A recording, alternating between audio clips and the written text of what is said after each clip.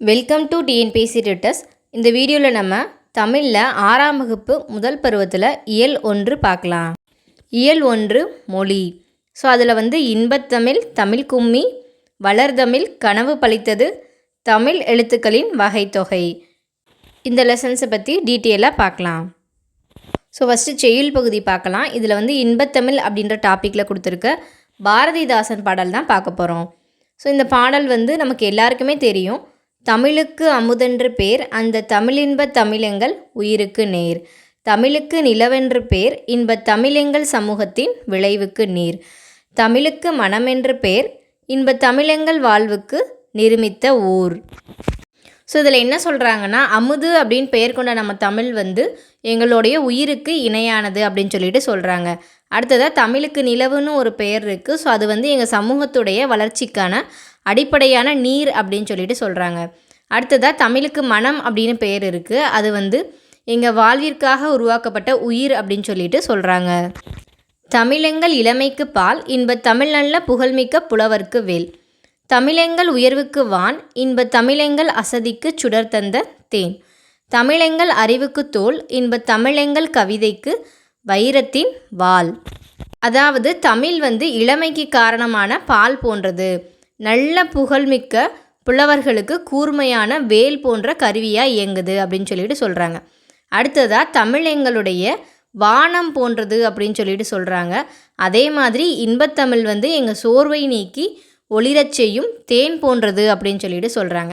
கடைசியாக தமிழெங்கள் அறிவுக்கு துணை கொடுக்கும் தோல் போன்றது அப்படின்னு சொல்லிட்டு சொல்கிறாங்க. அது மட்டும் இல்லாமல் தமிழெங்கள் கவிதைக்கு வைரம் போன்ற உறுதிமிக்க வாள் போன்றது அப்படின்னு சொல்லிட்டு சொல்கிறாங்க. ஸோ இந்த பாடலை எழுதியவர் பாரதிதாசன். ஸோ இதனுடைய பொருட்கள் பார்த்துடலாம். நிமித்த உருவாக்கிய, சமூகம் மக்கள் குழு, விளைவு விளைச்சல், அசதி சோர்வு. ஆசிரியர் குறிப்பு பாரதிதாசன். இயற்பெயர் சுப்புரத்தினம். ஸோ பாரதியார் மீது கொண்ட பற்றினால் தன்னுடைய பெயரை பாரதிதாசன் அப்படின்னு சொல்லிட்டு மாற்றிக்கொள்வார். இவருடைய சிறப்பு பெயர் புரட்சிக்கவி பாவேந்தர். பெண் கல்வி, கைமண் மறுமணம், பகுத்தறிவு, பொதுமுடைமை போன்ற புரட்சிகரமான கருத்துக்களை எடுத்துரைத்தவர். ஸோ பாரதிதாசனுடைய நூட்கள் நிறையவே இருக்குது. அது பின்னாடி போக போக அடுத்தடுத்த வகுப்புகளில் பார்க்கலாம். ஓகே, அடுத்ததான் இதில் உள்ள சேர்த்தெழுதுக பார்க்கலாம். நிலவு கூட்டல் என்று நில வென்று, தமிழ் கூட்டல் எங்கள் தமிழ் எங்கள், அமுதென்று அமுது கூட்டல் என்று. ஸோ இந்த சேர்த்தெழுதுக பிரித்தெழுதுகெல்லாம் பார்க்குறதுக்கு ரொம்ப எளிமையாக இருக்கும். ஆனால் எக்ஸாம் ஹாலில் போய் நமக்கு நிறையவே கன்ஃபியூஷனை ஏற்படுத்தும். ஸோ இது கொஸ்டின்ஸ் படிக்கிறப்பே இதையும் சேர்த்து படித்து வச்சுக்கிறது ரொம்பவே நல்லது. அடுத்ததாக பொறுத்துக பார்க்கலாம். விளைவுக்கு நீர் போன்றது, அறிவுக்கு தோல், இளமைக்கு பால், புலவருக்கு வேல் போன்றது. அடுத்த செயல் பகுதியான தமிழ் கும்மி பார்க்கலாம். ஸோ தமிழ் கும்மி பெருஞ்சித்தனார் அவர்களால் எழுதப்பட்டது. கொட்டுங்கடி கும்மி கொட்டுங்கடி, இளம் கோதையரே கும்மி கொட்டுங்கடி, நிலம் 8 திசையிலும் செந்தமிழ் புகழ் எட்டிடவே கும்மி கொட்டுங்கடி. ஊழி பல நூறு கண்டதுவாம், அறி ஊற்றெனும் நூல் பல கொண்டதுவாம், பெரும் ஆழி பெருக்கிற்கும் காலத்திற்கும் முற்றும் அழியாமலே நிலைத்து நின்றதுவாம், பொய்யகற்றும் உள்ள பூட்டருக்கும் அன்பு பூண்டவரின் இன்ப பாட்டிருக்கும், உயிர் மெய்ப்புகட்டும் அறம் மேன்மை கிட்டும், இந்த மேதினி வாழ்வழி காட்டியிருக்கும். பெருஞ்சித்தனார். ஸோ இந்த பாடலுடைய பொருள் என்னென்னா, பெண்கள் அனைவரும் தமிழுடைய புகழ் 8 திசையிலும் பரவும் வகையில் கும்மி கொட்டிடணும் அப்படின்னு சொல்லிட்டு சொல்கிறாங்க. அது மட்டும் இல்லாமல் பல 100 ஆண்டுகள் கண்டது நம்மளுடைய தமிழ் மொழி. ஸோ தமிழில் நிறைய நூட்கள் இருக்குது. பெரும் கடல் சீற்றங்களாக இருக்கட்டும், கால மாற்றங்களாக இருக்கும், இது எல்லாவற்றிலும் அழிக்க முடியாமல் நிலைத்து நிற்கு தான் நம்மளுடைய தமிழ் மொழி. ஸோ தமிழ் பொய்யை அகற்றும் மொழி அப்படின்னும், அது நம்மளுடைய மனசில் இருக்க அறியாமையை நீக்குகின்ற மொழி அப்படின்னும், ஸோ பல இன்பம் தரும் பாடல்கள் நிறைந்த மொழி அப்படின்றும், உயிர் போன்ற உண்மையை ஊட்டும் மொழி அப்படின்னும், உயர்ந்த அறத்தை தரும் மொழி, இந்த உலகம் சிறந்து வாழ்வதற்கான வழிகளை காட்டும் மொழி நம் தாய்மொழி அப்படின்னு சொல்லிட்டு இதில் சொல்கிறாங்க. ஸோ அடுத்ததாக இதனுடைய பொருள் கூறுக பார்க்கலாம். ஆழிப்பெருக்கு அப்படின்றது கடல்கோள், மேதினி அப்படின்னா உலகம்னு அர்த்தம், ஊழி அப்படின்றது நீண்டதொரு காலப்பகுதி, ஸோ உள்ளப்பூட்டு அப்படின்னா உள்ளத்தில் உள்ள அறியாமை. ஸோ அடுத்ததாக பெருஞ்சித்தனார். பெருஞ்சித்தனாருடைய இயற்பெயர் மாணிக்கம், சிறப்பு பெயர் பாவல ரேரு. ஸோ இவருடைய ஒரு சில நூட்கள் கொடுத்துருக்காங்க. கனிச்சாறு, கொய்யாக்கனி, பாவிய குத்து, நூறாசிரியம். ஸோ இது போக இன்னும் நிறைய நூற்கள் இருக்குது. பள்ளிப்பறவைகள், என் சுவை என்பது, உலகியல் 100 போன்ற பல நூட்கள் இருக்குது. அதை வந்து அடுத்தடுத்த வகுப்பில் பார்க்கலாம். அடுத்ததான் அவருடைய இதழ்கள் பார்க்கலாம். தென்மொழி, தமிழ்ச்சிட்டு, தமிழ்நிலம். ஸோ இந்த தென்மொழி அப்படின்றது மொழி ஞாயிறு அப்படின்னு அழைக்கப்படுற தேவனைய பாவனரோட இணைந்து நடத்திருப்பார். தனித்தமிழையும் தமிழ் உணர்வையும் பரப்பிய பாவலர் அப்படின்னு சொல்லிட்டு அழைக்கப்படுறார். ஸோ இந்த கனிச்சாறு அப்படின்றது மொத்தம் 8 தொகுதிகளை கொண்டுள்ளது. ஸோ அடுத்ததாக இதனுடைய பிரித்தெழுதுக பார்க்கலாம். செந்தமிழ், செம்மை கூட்டல் தமிழ், பொய் யகற்றும், பொய் கூட்டல் அகற்றும், பாட்டிற்கும், பாட்டு கூட்டல் இருக்கும், 8 திசை, 8 கூட்டல் திசை. செயல் பகுதிக்கு கீழே பாக்ஸில் 2 பாடல் கொடுத்துருக்காங்க, அதை பார்க்கலாம். தமிழே உயிரே வணக்கம், தாய்ப்பிள்ளை உறவம்மா உனக்கும் எனக்கும், அமிழ்தே நீ இல்லை என்றால் அத்தனையும் வாழ்வில் கசக்கும் புளிக்கும், தமிழே உன்னை நினைக்கும், தமிழன் என்னெஞ்சம் இனிக்கும் இணைக்கும். ஸோ தமிழை வந்து தாய்ப்பிள்ளை உறவு அப்படின்னு சொல்லிட்டு சொல்கிறாரு காசி ஆனந்தம். ஸோ அந்த தமிழ் இல்லைன்னா அவருடைய வாழ்க்கையில் எல்லாமே கசக்கும் புளிக்கும். ஸோ தமிழை நினைக்கும், தமிழனோட நெஞ்சம் எப்போவுமே இனிக்கும் இனிக்கும் அப்படின்னு சொல்லிட்டு சொல்கிறாரு காசி ஆனந்தம். அடுத்த பாடல். வான் தோன்றி வழி தோன்றி நெருப்பு தோன்றி, மண் தோன்றி மலை தோன்றி மலைகள் தோன்றி, ஊன் தோன்றி உயிர் தோன்றி உணர்வு தோன்றி, ஒளி தோன்றி ஒளி தோன்றி வாழ்ந்த அந்நாள், தேன் தோன்றியது போல மக்கள் நாவில் செந்தமிழே நீ தோன்றி வளர்ந்தாய் வாழி. ஸோ இது எல்லாமே தோன்றதுக்கு முன்னாடி தோன்றியது செந்தமிழ் அப்படின்னு சொல்லிட்டு வாணிதாசன் அவர்கள் வந்து குறிப்பிடுறாரு. அடுத்ததாக உரைநடை பகுதி பார்க்கலாம். ஸோ இதில் வந்து நான் முக்கியமான கீ பாயிண்ட்ஸை மட்டும் கொடுத்துருக்கேன். இதையும் இன்னும் ஷார்ட் பண்ணிடாதீங்க. இதில் உள்ள எல்லா கீ பாயிண்ட்ஸையும் நல்லா பார்த்து வச்சுக்கோங்க. வளர்த்தமிழ். உலகில் 6000க்கும் மேற்பட்ட மொழிகள் உள்ளன. ஸோ அடுத்ததாக ரொம்ப ரொம்ப முக்கியமான 2 கோட்ஸு. இது வந்து சொன்னவர் வந்து பாரதியார். யாமறிந்த மொழிகளிலே தமிழ் மொழி போல் இனிதாவது எங்கும் காணோம். ஸோ தமிழ் மொழி போல் இனிதான மொழி உலகத்திலே வேறு எங்கும் இல்லைன்னு சொன்னவர் பாரதியார். அதே மாதிரி என்று பிறந்தவள் என்று உணராத இயல்பினலாம் எங்கள் தாய். ஸோ இதை சொன்னவரும் பாரதியார் தான். அடுத்ததான் என்ன சொல்கிறாங்கன்னா, இலக்கியம் தோன்றிய பிறகே அதற்குரிய இலக்கண விதிகள் தோன்றியிருக்கலாம் அப்படின்னு சொல்லிட்டு சொல்கிறாங்க. அதே மாதிரி நமக்கு தமிழில் கிடைத்துள்ள மிக பழமையான நூல் இது ஒரு இலக்கண நூல். இது வந்து தொல்காப்பியம் தான். ஸோ எழுத்துக்களை வந்து 2 வகையாக பிரிக்கிறாங்க, வளஞ்சுழி இடஞ்சுழி அப்படின்னு சொல்லிட்டு.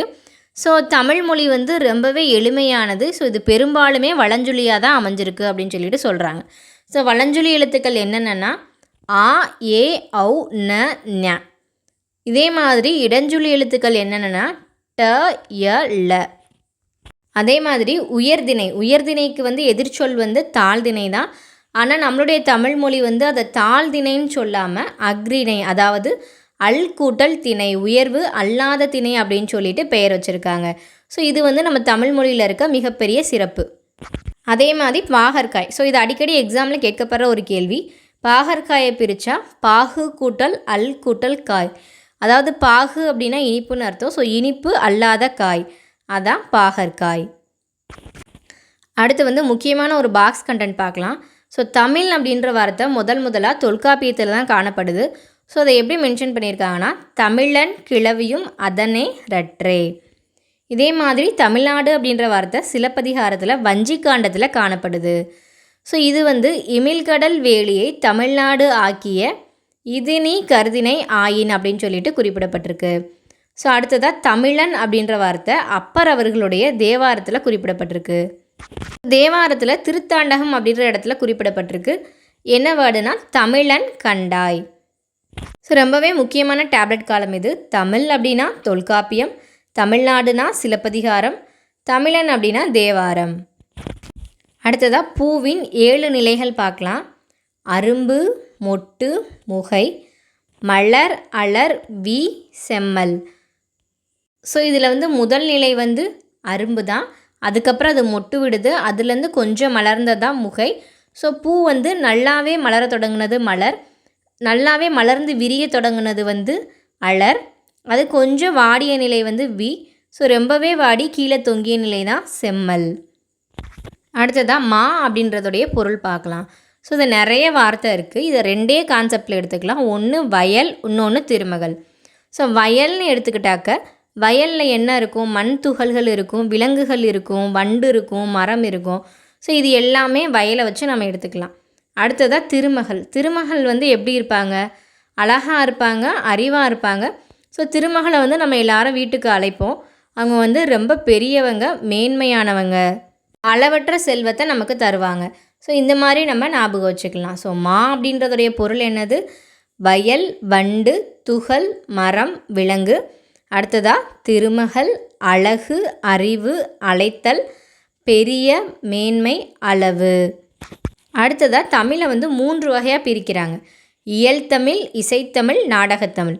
ஸோ இந்த இயல்தமிழ் அப்படின்றது எண்ணத்தை வெளிப்படுத்துவது, இசைத்தமிழ் அப்படின்றது உள்ளத்தை மகிழ்விப்பது. ஸோ இசை கேட்டால் நம்மளுடைய உள்ளம் வந்து மகிழ்ச்சி ஆயிரும். அடுத்ததாக நாடகத்தமிழ். நாடகத்தமிழ் அப்படின்றது உணர்வில் கலந்தது அப்படின்னு சொல்லிட்டு குறிப்பிடுறாங்க. அடுத்ததாக தமிழை வந்து கவிதை வடிவம், உரைநடை வடிவம் அப்படின்னு சொல்லிட்டு 2ஆக பிரிக்கிறாங்க. ஸோ இதில் கவிதை வடிவம் பார்த்துக்கிட்டாக்க துளிப்பா, புதுக்கவிதை, கவிதை, செய்யுள். இதே உரைநடை வடிவத்தில் கட்டுரை, புதினம், சிறுகதை. அடுத்ததாக தமிழ் எண்கள். ஸோ தமிழ் எண்கள் வந்து ஒவ்வொருத்தரும் ஒவ்வொரு மாதிரி ஷார்ட்கட் வச்சு படிச்சிருப்பீங்க.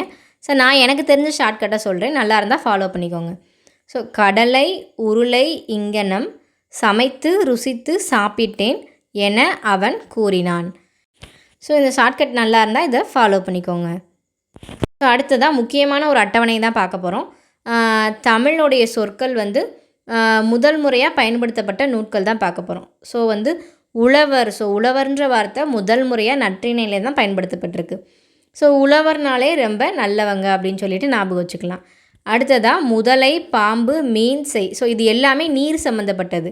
ஸோ இது எல்லாமே குறுந்தொகை அப்படின்னு சொல்லிட்டு ஞாபகம் வச்சுக்கலாம். அடுத்ததாக வெள்ளம். ஸோ வெள்ளம் அப்படின்ற ஒரே ஒரு வார்த்தை மட்டும் 10 இடம்பெற்றிருக்கு. ஸோ வெள்ளம் வந்தால் நம்மளுடைய உடைமைகள்லாம் பத்திரமா பாதுகாத்து வச்சுக்கணும் அப்படின்னு சொல்லிட்டு ஞாபகம் வச்சுக்கலாம். அடுத்ததாக கோடை, மருந்து. ஸோ ரெண்டுமே எங்கன்னா அகநானூரில் இருக்குது. ஸோ கோடை விடுமுறை வந்தாலே குழந்தைகள்லாம் எங்கேயாவது போய் விளையாண்டு அடிபட்டுட்டு வந்துடுவாங்க. ஸோ மருந்து தடவுவோம். ஸோ கோடை, மருந்து 2 நாளும் என்னென்னா அகநானூறு தான். அடுத்ததாக பெரும் பாணாற்றுப்படை. ஸோ பெரும்பானாறு, பா. அடுத்ததாக வேளாண்மை அப்படின்ற வார்த்தை 2 இடத்துல இடம்பெற்றிருக்கு. ஒன்று வந்து கலித்தொகை, இன்னொன்று வந்து திருக்குறள். ஸோ 2 முக்கியமான நூட்கள்லையுமே வேளாண்மை வந்து இடம்பெற்றிருக்கு. அடுத்ததாக உலகம். ஸோ உலகம்ன்ற வார்த்தை 2 நூலில் இடம்பெற்றிருக்கு. ஒன்று வந்து தொல்காப்பியத்தில், கிளவியாக்கத்தில், இன்னொன்று திருமுருகாற்றுப்படை. ஸோ முருகர்னாலே நமக்கு நினைவுக்கு வர்றது உலகத்தை சுற்றி வந்து பழத்தை வாங்கினார் இல்லையா, அதை ஞாபகம் வச்சுக்கலாம். ஸோ உலகம் அப்படின்னா திருமுருகாற்றுப்படை, தொல்காப்பியம். ஸோ அடுத்ததாக தொல்காப்பியத்தில் வர நூட்கள் மட்டும் பார்க்கலாம். தொல்காப்பியம் கிளவியாக்கத்தில் ஒளி, தொல்காப்பியம் வினையியலில் முடி. ஸோ முடினாலே ஒரு செயலை செய்து முடி, அது வந்து ஒரு வினை தானே அப்படின்னு ஞாபகம் வச்சுக்கலாம். அடுத்ததாக தொல்காப்பியத்தில் புறத்திணையில் செல். ஸோ செல் அப்படின்னா புறத்தே செல் அப்படின்னு சொல்லிட்டு ஞாபகம் வச்சுக்கலாம். அடுத்ததாக தொல்காப்பியத்தில் வேற்றுமையியலில் புகழ். அடுத்ததாக தொல்காப்பியத்தில் அகத்திணையியலில் ஊர். ஸோ நம்ம எங்கே இருந்தாலுமே நம்ம ஊரை வந்து எப்போவுமே நம்ம அகத்தில் தான் இருக்கும் அப்படின்னு ஞாபகம் வச்சுக்கலாம். அடுத்ததாக திருக்குறள். ஸோ திருக்குறளில் வந்து 2 வார்த்தை இருக்குது, அரசு, மருந்து. ஸோ அரசு மருத்துவமனையில் மருந்து இலவசமாக தருவாங்க அப்படின்னு சொல்லிட்டு ஞாபகம் வச்சுக்கலாம். திருக்குறள், அரசு, மருந்து. ஸோ இந்த மருந்துன்ற வார்த்தை ஏற்கனவே நம்ம அகநானூர்லேயும் வந்ததை பார்த்துருப்போம். அடுத்ததாக அன்பு, உயிர், மகிழ்ச்சி. ஸோ இது 3மே தொல்காப்பியம், திருக்குறள் 2லேயுமே இடம்பெற்றிருக்கு. ஸோ அன்புன்றது தொல்காப்பியத்தில் களவியல்லையும் திருக்குறளையும் இடம்பெற்றிருக்கு. உயிர் அப்படின்றது தொல்காப்பியத்தில் கிளவியாக்கத்துலேயும் திருக்குறளையும் இடம்பெற்றிருக்கு. அதே மாதிரி மகிழ்ச்சி அப்படின்றது தொல்காப்பியத்தில் கற்பியல்லையும் திருக்குறளையும் இடம்பெற்றிருக்கு. அடுத்ததாக இந்த பாடப்பகுதியில் உள்ள பிரித்தல்க பார்க்கலாம். இடப்புறம், இடம் கூட்டல் புறம், சீரிழமை, சீர்கூட்டல் இளமை. அடுத்ததாக முக்கியமான ஒன்று சிலப்பதிகாரம். சிலப்பதிகாரத்தை எப்படி பிரிக்கணும்னா சிலம்பு கூட்டல் அதிகாரம். ஸோ இது ப்ரீவியஸ் இயரில் கேட்கப்பட்ட ஒரு கொஸ்டி. சிலப்பதிகாரம், சிலம்பு கூட்டல் அதிகாரம். கணினி தமிழ், கணினி கூட்டல் தமிழ். ஸோ அடுத்ததாக புக் பேக் கொஸ்டின் 1-2 பார்க்கலாம். நாம் சிந்திக்கவும் சிந்தித்ததை வெளிப்படுத்துவதும் உதவுவது மொழி. ஸோ மொழியை கணினியில் பயன்படுத்த வேண்டுமெனில் அது டேஷ் அடிப்படையில் உருவாக்கப்பட வேண்டும். ஸோ கணினியில் பயன்படுத்துறதுக்கு அது எண்கள் அடிப்படையில் உருவாக்கணும், அதாவது பைனரி மெத்தடில் உருவாக்கணும் அப்படின்னு சொல்லிட்டு சொல்கிறாங்க. ஸோ அடுத்ததாக கனவு பழித்தது. ஸோ இது ஒரு கடிதம் தான், கடிதத்தில் வர்ற வரிகள் தான் இதெல்லாம். ஓரறிவு முதல் 6 அறிவு வரை குறிப்பிட்டவர் யார் அப்படின்னா தொல்காப்பியர். ஸோ இதில் வந்து உற்றறிதல், சுவைத்தல், காணல், கேட்டல் இந்த மாதிரி ஒரு 6 விஷயத்த சொல்லியிருப்பார். அதுக்குரிய விலங்குகளும் சொல்லியிருப்பார். ஸோ இதை பற்றி நம்ம அடுத்தடுத்த வகுப்புகளில் பார்க்கலாம். அடுத்ததான் நிலம், தீ, நீர், வழி, விசும்போடு 5ம் கலந்த மயக்கம் உலகம் ஆதலின். ஸோ இந்த 5 விஷயங்களும் 5 பூதங்களும் சேர்ந்தது தான் உலகம் அப்படின்னு சொல்லிட்டு சொன்னவர் யாருன்னா தொல்காப்பியர். ஸோ அடுத்ததாக கடல் நீர் வந்து ஆவியாகி மழையாக பெய்கிறத ஒரு 5 நூட்கள் சொல்லியிருக்கு. என்னென்ன அப்படின்னா முல்லைப்பாட்டு, பரிபாடல், திருக்குறள், கார் 40, திருப்பாவை. ஸோ இந்த 5 நூட்கள் தான் கடல் நீர் ஆவியாகி மேகமாகி பின் அது குளிர்ந்து மழையாக பெய்கிறத பற்றி சொல்லியிருக்கு. அடுத்ததாக கடல் நீர் முகந்த கமஞ்சூல் எழுனி அப்படின்ற குறிப்பை சொல்கிற நூல் வந்து கார் 40. அடுத்ததாக ஒரு முக்கியமான பாடல் ஆழ அமுக்கி முகக்கினும் ஆழ்கடல் நீர் நாளி முகவாது நாள் நாளி. ஸோ இந்த பாடலை குறிப்பிட்டது வந்து ஔவையார். ஸோ இதை நான் எழுத மறந்துட்டேன், நோட் பண்ணிக்கோங்க. ஆழ அமுக்கி முகக்கினும் ஆழ்கடல் நீர் நாளி முகவாது நாள் நாளி. அடுத்ததாக 2 முக்கியமான பாடல் நெடுவல்லூசி நெடுவசி பறந்தவடு. ஸோ இந்த வார்த்தை வந்து பதிற்றுப்பத்தில் இடம்பெற்றிருக்கு. அதாவது போர்க்களத்தில் மார்பில் புண்படுற வீரர் ஒருத்தர் வந்து வெண்ணிற ஊசியால் அதை தைத்த செய்தியை தான் பதிற்றுப்பத்து வந்து குறிப்பிடுது. நெடுவல்லூசி நெடுவசி பறந்தவடு. ஸோ அடுத்ததாக கோச்சுரா எரிந்தன சுருங்கிய நரம்பின் முடிமுதிர் பரதவர். ஸோ இது என்னென்னா சுறாமீன் தாக்கிய புண்ணை வந்து நரம்பினால் வைத்து தைத்த செய்தியை வந்து நற்றினை வந்து குறிப்பிடுது. ஸோ இந்த 2 நூட்களுமே எதை பற்றி குறிப்பிடுதுன்னா அந்த காலத்துலேயும் அறுவை சிகிச்சைக்கான மருத்துவ முறை நம்மக்கிட்ட இருந்ததை பற்றி குறிப்பிடுது. ஸோ அடுத்ததாக திணையளவு போதா சிறுபுல் நீர் நீண்ட பனையளவு காட்டும். ஸோ இது வந்து கலீலியோவோட கான்செப்ட். அதாவது தொலைவில் உள்ள பொருளையும் அதனுடைய உருவத்தை அருகில் தோன்ற செய்ய முடியும் அப்படின்றது கலீலியோடைய கான்செப்ட். ஸோ இதை தான் திருவள்ளுவர் மாலையில் கபிலர் வந்து குறிப்பிட்டிருக்காரு. அடுத்ததாக தமிழ் பயின்ற அறிஞர்கள் பார்க்கலாம். மேனாள் குடியரசுத் தலைவர் மேதகு அப்துல் கலாம். ஸோ அப்துல் கலாம் நமக்கு தெரியும் ஏவுகணை மனிதர் அப்படின்னு சொல்லிட்டு அழைக்கப்படுறாரு. ஸோ இந்தியாவுடைய 11வது குடியரசுத் தலைவராக இருந்திருக்காரு. அடுத்ததாக இஸ்ரோ அறிவியல் அறிஞர் மயில்சாமி அண்ணாதுரை. இஸ்ரோவின் தலைவர் சிவன். ஸோ இந்த சிவன் வந்து இஸ்ரோவுடைய முதல் தமிழ் தலைவர். ஸோ தற்போதைய இஸ்ரோவுடைய தலைவரும் ஒரு தமிழர் தான். அவர் பெயர் வந்து வி நாராயணன். ஸோ அடுத்ததாக இலக்கண பகுதி பார்க்கலாம். தமிழ் எழுத்துக்களின் வகை. ஸோ தமிழ் இலக்கணம் மொத்தம் 5 வகைப்படும். அவை வந்து எழுத்திலக்கணம், சொல்லிலக்கணம், பொருள் இலக்கணம், யாப்பிலக்கணம், அணி இலக்கணம். ஸோ இதை பற்றி டீட்டெயிலாக அடுத்தடுத்த வகுப்புகளில் பார்க்கலாம். ஸோ ஃபஸ்ட்டு எழுத்து ஒளி வடிவாக எழுதப்படுவதும் வரி வடிவாக எழுதப்படுவதும் எழுத்து அப்படின்னு சொல்லிட்டு சொல்கிறாங்க. அடுத்ததாக உயிரெழுத்துக்கள் மொத்தம் 12 வகைப்படும். அது குறில் நெடில் 2ஆக பிரிக்கிறாங்க. ஸோ குறில் எழுத்துக்கள் மொத்தம் 5, நெடில் எழுத்துக்கள் மொத்தம் 7. ஸோ அடுத்ததாக இது ஒலிக்கும் மாத்திரை அளவு. ஸோ பொதுவாகவே குறில் எழுத்துக்கள் எல்லாமே 1 மாத்திரை அளவும், நெடில் எழுத்துக்கள் எல்லாமே 2 மாத்திரை அளவும், இதே வந்து மெய்யெழுத்துக்கள் எல்லாமே அரை மாத்திரை அளவும் ஒலிக்கும்.